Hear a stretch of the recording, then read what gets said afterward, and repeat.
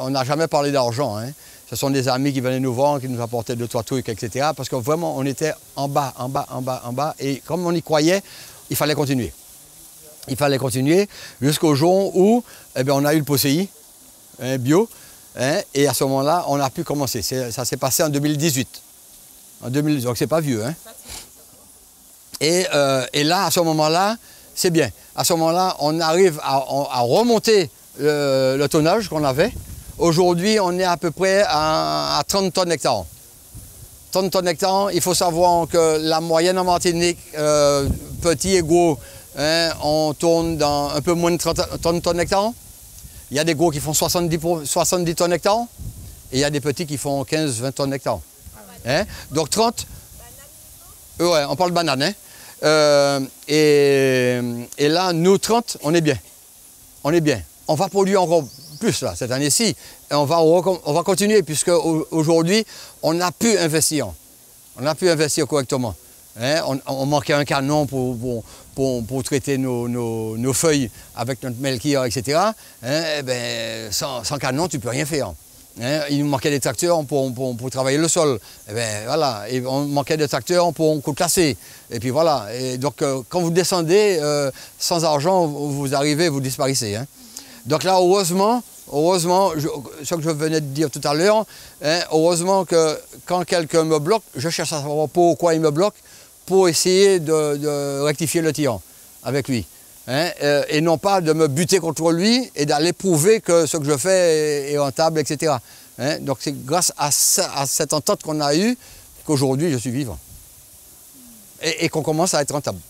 Aujourd'hui, l'agriculture biologique, d'ailleurs vous avez entendu, je vous ai expliqué tous les problèmes, tous les déboires que j'ai eus, hein, mais il faut savoir que l'agriculture biologique est vendue beaucoup plus cher par manque de tonnage.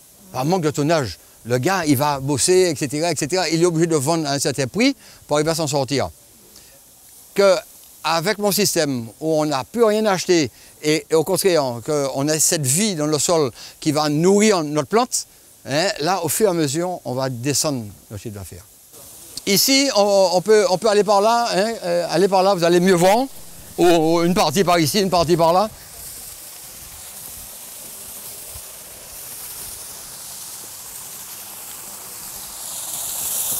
Alors, attends, on va éteindre tout ça, ça va faire moins de bruit.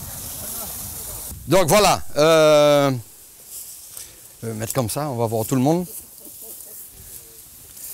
Là, c'est la façonne de poule de hier qui est dedans. Elle, c'est avant-hier. Et là, on va les passer dans les cuves qui sont vides. Hein? On va les passer, il suffit d'ouvrir des vannes. Hein? Et tu gères et ça part tout seul, etc. Et là, à ce moment-là, on rajoute, il y a tout un mélange. Hein. Là, vous sentez une odeur, ça a une odeur. Hein. Pourquoi? Parce que il y a encore de l'ammoniac. C'est l'ammoniac que vous sentez. Hein. Là, plus loin, on va faire plusieurs mélanges. Ce sont des pourcentages. On va rajouter un peu de mélasse pour nourrir les bactéries qu'on va mettre dedans. On va mettre des micro-organismes de la forêt dedans. On va mettre de l'Ixivia, qui est un peu plus bas. Ce sont les hampes de banane qu'on met l'un sur l'autre et avec des micro-organismes qu'on met dessus. Il y aura un jus qui va sortir. Et ce jus-là, il est super riche. En tout. Tout ce que le sol a besoin est dedans. Hein, puisque le bananier a pompé tout ce qu'il avait besoin pour alimenter les bananes. Donc ce qu'on appelle la hampe, hein, elle est gorgée de tous les nutriments qui est possible et imaginable. Donc ça, tout ça rentre dedans. Vous avez le fameux melchior qu'on met dedans aussi. Et là, ça tourne. On a une pompe au milieu qui tourne 10 minutes toutes les 2 heures. Ça s'arrête, ça reprend, ça s'arrête, ça reprend, etc. Alors, toujours par les vannes, ça tombe dans la cuve que vous avez derrière, au ras du sol. Hein, et là, vous avez comme une tonne à lisier. Hein, ça aspire le tout. Il part au champ. C'est un peu archaïque. Hein, on a un tuyau, hein, 25, la grosseur de le tuyau qui est à terre. Hein, on a 70 mètres de tuyau. Hein, et à ce moment-là, ils partent avec et ils arrosent. Ouais, c'est manuel, c'est manuel. Donc là, aujourd'hui, c'est encore par manque d'argent qu'on n'a pas été plus loin. J'ai déjà mon idée, j'ai déjà organisé, on va sûrement le faire pour l'année prochaine. Hein, c'est un filtre qu'on a qui va filtrer les grosses particules, hein, et après des filtres en dessous, hein, pour encore filtrer, et on aura des asperceurs très, très gros qui vont laisser passer certaines particules, hein, et on aura un sous-fondaison sous la banane comme la banane conventionnelle, hein, vous avez vu, hein, ça arrose, etc. sous la banane. Eh bien, ça sera la même chose, mais avec nos engrais. Mais c'est beaucoup plus compliqué, parce que c'est quelque chose de vivant qu'on donne. Si vous fermez les vannes, les tuyaux pètent. Pourquoi? Parce que tout va se multiplier à une vitesse pas possible, etc. Et ça va faire une pression et les tuyaux pètent. Donc, il faut avoir une arrivée, comme pour le conventionnel, d'eau douce, hein, d'eau potable, hein, et ramener et avoir un branchement pour mettre d'abord de l'eau pour nettoyer la tuyauterie, hein, qui est dans la banane, après mettre notre produit dedans, et quand on a fini, remettre de l'eau là-dedans pour vider les tuyauteries. Voilà. Donc c'est pour ça qu'on n'a pas encore fait, parce que bon, la CTM ne comprend pas pourquoi un double, pourquoi ceci, pourquoi cela. Donc on est en train d'expliquer, et bon, mais j'espère qu'un jour ils vont arriver à comprendre. Si je mets la fiente directement, déjà on va voir que ça va brûler les herbes. Brûler les herbes.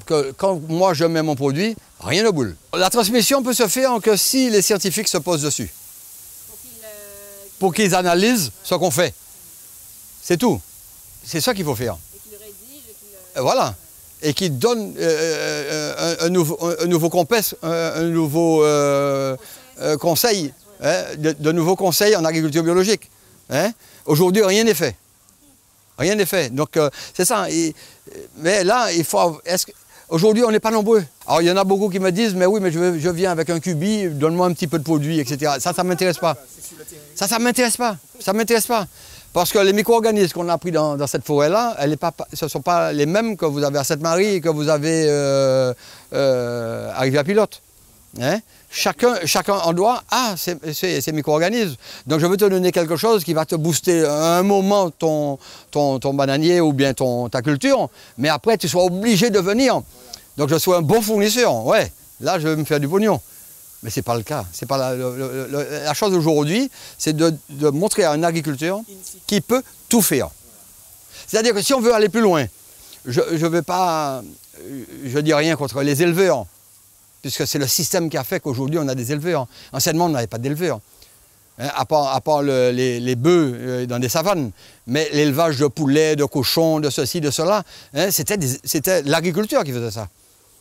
Aujourd'hui, on a des spécialistes en cochons, des spécialistes en poules, des spécialistes, etc., etc. Et qu'est-ce que tu fais avec ton puits and pond? Qu'est-ce que tu fais avec ceci? Ben, tu pollues, puisque tu ne sais pas quoi faire. Que normalement, l'agriculteur, par rapport au nombre d'hectares qu'il a, hein, il aurait dû avoir un poulailler ou une porcherie, etc., pour savoir avec combien de têtes par rapport aux hectares que tu as, par rapport à la merde qu'il aura, pour entretenir et pour être autonome. C'est là qu'il faut y arriver. De toute façon, il n'y a pas d'autre choix. Hein.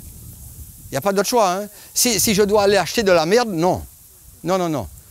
Non, non. On doit produire sa merde. Moi, c'est bien de le dire. Voilà. Je vous remercie.